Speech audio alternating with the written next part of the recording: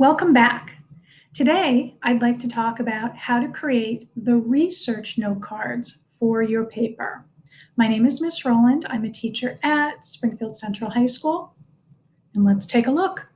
So a lot of students ask what the purpose of creating note cards is. After all, you're getting the information from the sources. Why can't you just have the sources open in front of you? Or why can't you just write down notes on a sheet of paper or type it up in your paper as you go? The reason why you want to create note cards is it allows you to focus on each source and collect information from a variety of sources. Unlike maybe a literary analysis paper, just a straight open response where you may only have one source to deal with, a research paper or a more complicated paper will have multiple sources. So this will allow you to focus on each source and take the information down from each source and then kind of put it all together. Also, using note cards is going to kind of force you to paraphrase the information. And that's helpful for a couple of different reasons. First and foremost, it's going to prevent you from accidentally plagiarizing, but it's also going to help you process the information. And the more information you have about your topic, the stronger your paper will be, and the stronger your direction will be when you sit down to write that paper. One thing to keep in mind is you're only going to put one fact per note card. Now, I have a note card here. You can see that there's a lot of space on a note card. To just put one fact seems like a big waste of paper.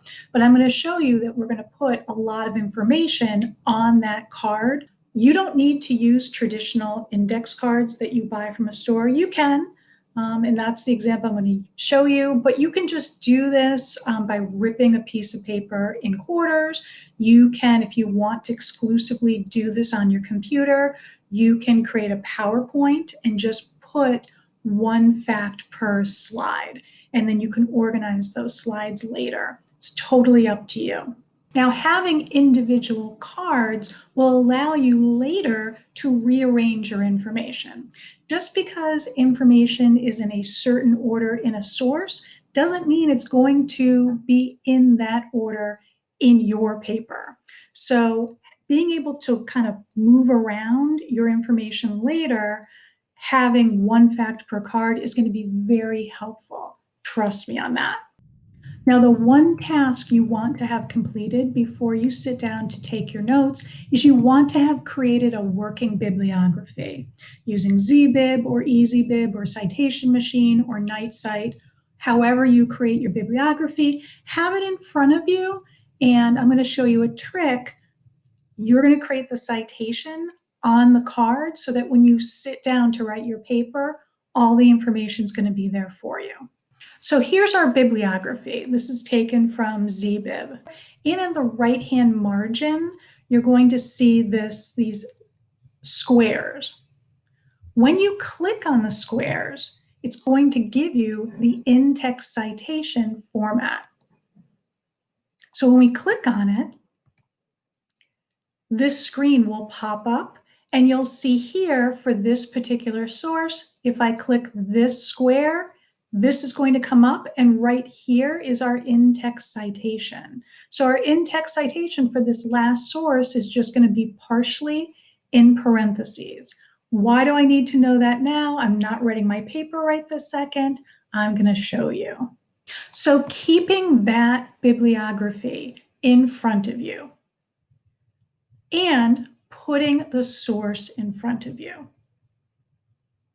Now you can sit down with your note cards and start reading through your source, writing down facts that you think are going to be relevant to your particular thesis. Remember, it's just one fact per note card.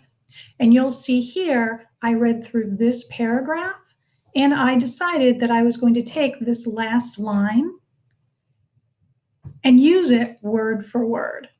Now, anytime you take something word for word, it's a direct quotation. Make sure you put quotation marks around it, even on your note card, even though this isn't your final paper. This is going to remind you that you took it word for word. However, I am going to stress to you, try to write as few direct quotations as you can. Your teacher may even specify that you can't use any direct quotations, or you're limited to perhaps 2 or 3. Here's why. The flow of your paper is going to be much more smooth if you use paraphrased information. You really only want to save the direct quotations for facts that you honestly cannot reword anyway, or something that uses a lot of jargon or scientific or special vocabulary that you're not able to put in your own words. Otherwise, most of your note cards should be paraphrase note cards. So I'm going to throw a paraphrase of that same exact fact onto our note card. You'll notice that most of the note card is blank. Now, I can tell you, you can always recycle these later. I know it makes me upset to see trees being wasted, but we are going to use the rest of this note card, and here's how. After you write down your one fact in your own words, after, you want to add in an explanation of why you chose that fact. You are going to be creating a ton of note cards. And by the time you sit down to write your paper, you may forget why you even wrote down that fact or why it was important. This is going to help you focus and help you kind of write down that information so that you remember later on why it was important. But also, remember, when you're writing your paper, you always want to follow up your facts with an explanation of the facts. And if you already put that explanation in on your note card, it's less writing you have to do later because the explanation will already be on your card. The very last thing we're going to put on this card is the in-text citation. And we're going to put it in the top right-hand corner of our card. And remember, we got it from our working bibliography. It should be right there for you on ZBib, on EasyBib, on NightCite. Each one of those softwares will show you what the in-text citation format should look like. This is the MLA style. If you use APA style, again, it's going to be provided for you. It's so important that you don't forget to put this citation on the card, because later on, when you're using that fact, if the citation isn't there, you're going to have to scramble back into all of your sources to figure out where it came from. Because remember, anything you take from a source, even if you paraphrase it, you have to give credit. So make sure you put a citation on every one of your note cards. So just as a review, always have your bibliography done before you start your notes. It's not only going to give you the in-text citation format, it's also going to give you kind of an overview of how many sources do you have. And if you find that later on you don't have enough information, you can always go back and add to that bibliography. Second, keep each note card limited to one fact.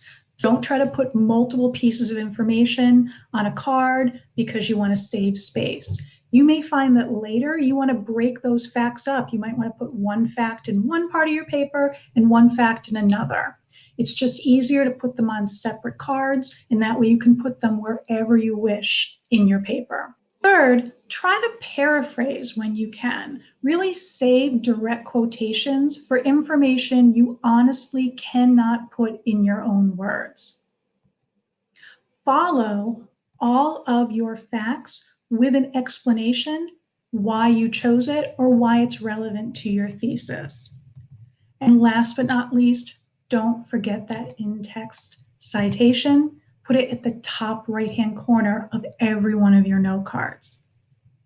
And that's all there is to it. If you find you have any questions on how to create note cards for your research paper, don't hesitate to drop me an email. My email address is at the bottom of the screen.